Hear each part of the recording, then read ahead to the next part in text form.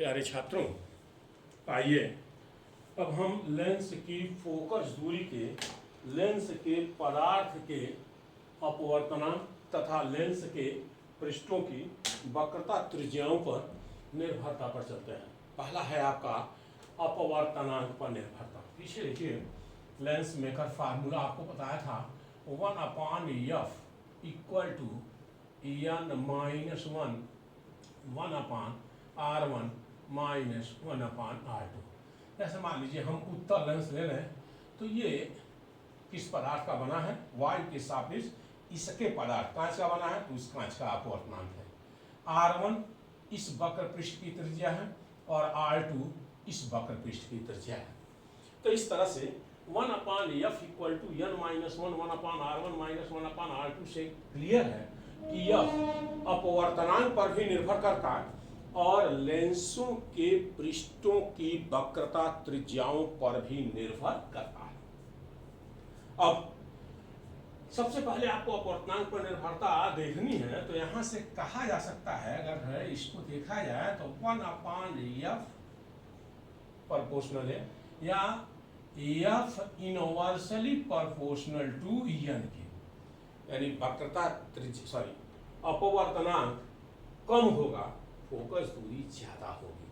अपवर्तनांक ज्यादा होगा तो उस समय उसकी फोकस दूरी कम हो जाएगी। जैसे यह है आपका, और कह सकते हैं कि मान लीजिए कि ये लेंस है और इस लेंस को आपने एयर में रखा है, ऐसे एयर में इसको रखा है आपने। तो जब एयर में रखा है तो कोई भी रेज ऐसे एयर से इस ग्लास के भीतर इंटर करेगी। तो जब वायु से कांच के भीतर जाएगी तो मान लीजिए कि वायु में फोकस दूरी एफ ए है, तो 1/f A equal to ANG-1 1/r1 minus 1/r2। आप चाहें तो YouTube पर भी जा करके और जैसे ही उस पर टाइप करेंगे कि लेंस के अपवर्तनांक का सूत्र या कुछ भी जो भी आपको चाहिए, जो इस समय करंट में चल रहा है बाई AK यादव, तो वहाँ जो है कि आपको ये मिल जाएगा। और वहाँ सब्सक्राइब कर दीजिएगा, एक बटन होता है सब्सक्राइब का, वो कर देंगे आप, तो उससे फ़ायदा आपको ये होगा कि जैसे ही हम इसको YouTube पे डालेंगे वैसे ही आपको मिल जाएगा। वैसे ग्रुप में भी शेयर किया जा रहा है, लेकिन वहाँ से गाइडेड जैसे ही हम वो करेंगे वैसे ही आपको जो है कि मिल जाएगा। तो वहाँ से और भी पीछे के वीडियो हैं, आप आसानी से जो है कि उनको देख भी सकते हैं। सब्सक्राइब करेंगे तो वो जो है कि आपके खोजने में काफ़ी सहायता करेगी। तो ये हो गया आपका।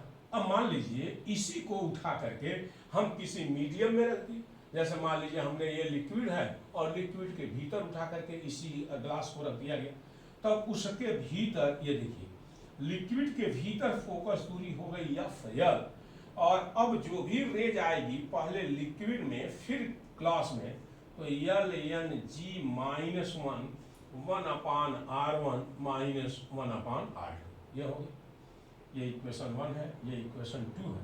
दोनों को डिवाइड कर लीजिए। जैसे ये हमारा इक्वेशन 1 है, ये हमारा इक्वेशन 2 है। इक्वेशन 1 डिवाइडेड बाई इक्वेशन 2, ये हो गया। जब डिवाइड करेंगे तो 1/FA 1/FL equal to ANG-1 1/r1 minus 1/r2 LNG-1 1/r1 minus 1/r2। ये पूरा इससे कट जाएगा। ये FL आपका ऊपर चला गया और FA यहाँ बचा ANG-1 LNG-1। यह है FL लिक्विड में, जिस लिक्विड में भी आपको कैलकुलेशन करना है उस लिक्विड में फोकस दूरी है, और FA वायु में फोकस दूरी है। और इस तरह से ANG वायु के सापेक्ष कांच का अपवर्तनांक है आपका, और LNG यही समझना है आपको। यह जो LNG है आपको, इसी के बारे में थोड़ा सा ध्यान रखिएगा। कांच का अपवर्तनांक है द्रव के सापेक्ष, जो कि कांच का अपवर्तनांक वायु के सापेक्ष और द्रव का अपवर्तनांक y के सापेक्ष के अनुपात के बराबर होता है।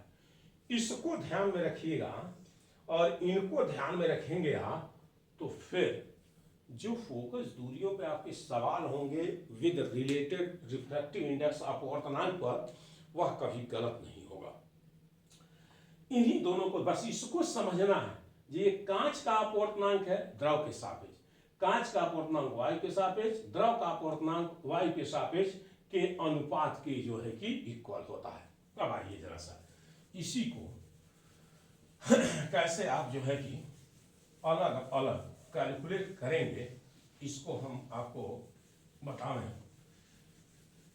तो देखिए आप जरा सा, ये फार्मूला है आपका F L by F A equal to A N G minus one upon L N G minus one. अभी आपको बताया, ये केस नंबर 1 पे चला जाए कि एल एन जी ए एन जी बटे ए एन एल के इक्वल होगा। ए एन एल को अगर आप इधर कर रहे हैं तो ए एन जी बटे एल एन जी के इक्वल होगा। अब अगर हम लेंस को ऐसे लिक्विड में डुबोने जा रहे हैं जिसका रिफ्रैक्टिव इंडेक्स अपवर्तनांक 1 से ज्यादा है, मान लीजिए कि हम उसको जैसे जल में डुबाने जा रहे हैं, मान लीजिए कि कांच के पदार्थ के जो कांच का पदार्थ का जो बना हुआ लेंस है उसको मान लीजिए हम जल में डुबोने जा रहे हैं, 1.33 उसका रिफ्रैक्टिव इंडेक्स होता है, और उस आधार पर हम कह सकते हैं कि जो हमारा ए एन एल है वह ग्रेटर देन 1। अगर यह 1 से बड़ा हुआ तो यह भी 1 से बड़ा होगा, ए एन जी बटे L N G greater than 1 हो गया, तो A N G greater than L N G हो गया, तो A N G minus 1 greater than L N G minus 1 हो गया।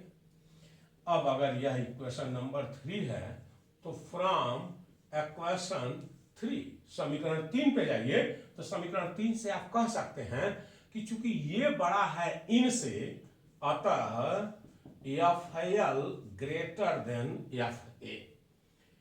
यानी अगर लिक्विड का अपवर्तनांक 1 से ज्यादा है तो ऐसे कंडीशन में अगर आप लेंस को उसमें डुबोएंगे तो उसकी फोकस दूरी इंक्रीज कर जाएगी, यानी उसकी फोकस दूरी बिना नेचर बदले जो है कि बढ़ जाएगी, अधिक हो जाएगी।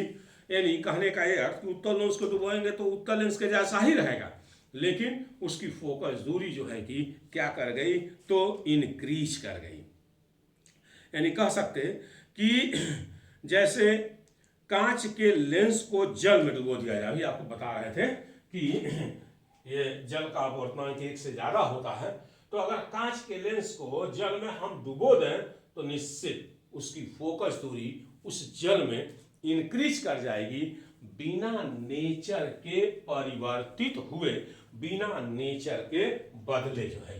Now the case number 2, case number 2 का ये अर्थ है कि अगर हम इसको एक ऐसे लिक्विड में डुबो दें, हम इसको एक ऐसे लिक्विड में डुबोएं जिसका रिफ्रैक्टिव इंडेक्स उसी कांच के रिफ्रैक्टिव इंडेक्स के इक्वल है, या सीधे कहिए कि लेंस के पदार्थ का जो अपवर्तनांक है वह उस लिक्विड के अपवर्तनांक के बराबर है, तब तो यहां से ए एन जी बटे A N L equal to 1 हो जाएगा। और यही वैल्यू आप यहां देखिए तो एल एन जी है, यानी L N G equal to 1 हो गया आपका। तो जो इक्वेशन नंबर 2 है, क्या है इक्वेशन नंबर 2, तो 1 upon F L equal to L N G minus 1 upon R 1 minus 1 upon R 2 है, तो 1 अपान एफ एल फ्रॉम 2, यहाँ पे 1 रख देंगे तो 1 minus 1 upon R 1 minus 1 upon R 2, 1 upon F L equal to 0, F L equal to 1 upon 0 infinite.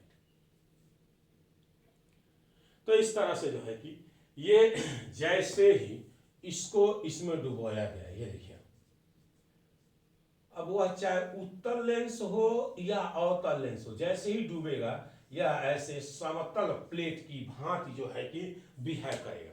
Focus दूरी infinite हो गई, और समतल प्लेट की जो फोकस दूरी होती है वह समतल प्लेट की फोकस दूरी इनफाइनाइट अनंत होती है। इसका एग्जाम्पल होगा आपका कि फ्लिंट कांच के लेंस को अगर कार्बन डाइसल्फाइड में डुबो दिया जाए, एक फ्लिंट भी कांच होता एक प्रकार का, अगर फ्लिंट कांच से बने उत्तल लेंस को हम कार्बन डाइसल्फाइड वाले लिक्विड में डुबो दें तो ऐसे केसेस में दोनों के रिफ्रैक्टिव इंडेक्स इक्वल होते हैं और वह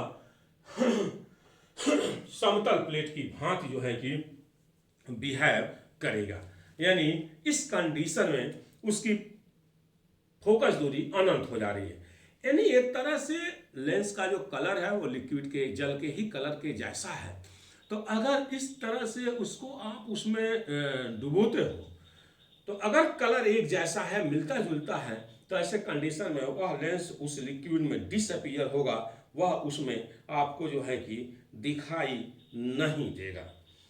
और तीसरा कंडीशन ये कि यहां से ले लीजिए,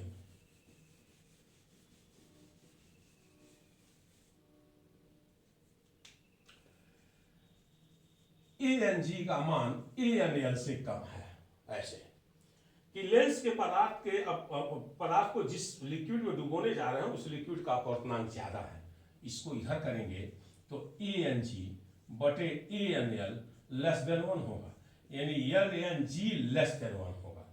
अब अगर ऐसा हुआ तो आप इस इक्वेशन से देख लें, LNG की वैल्यू अगर 1 से कम है तो FL का मान निगेटिव हो जाएगा। ये यानी FL की वैल्यू निगेटिव हो गई तो इसका अर्थ निकल करके आया कि अगर यह उत्तल लेंस है Y में और उस लिक्विड में डुबोएंगे तो उसकी फोकस दूरी निगेटिव यानी अवतल लेंस की भांति बिहेव करेगा। और अगर अवतल लेंस है Y में और उसको इसमें डुबो दिए तो वह जो है कि उत्तल लेंस की भांति बिहेव करेगा। यानी जो नेचर है वह नेचर ही बदल गया, यानी उत्तल अवतल की तरह और अवतल उत्तल की तरह बिहेव करता है।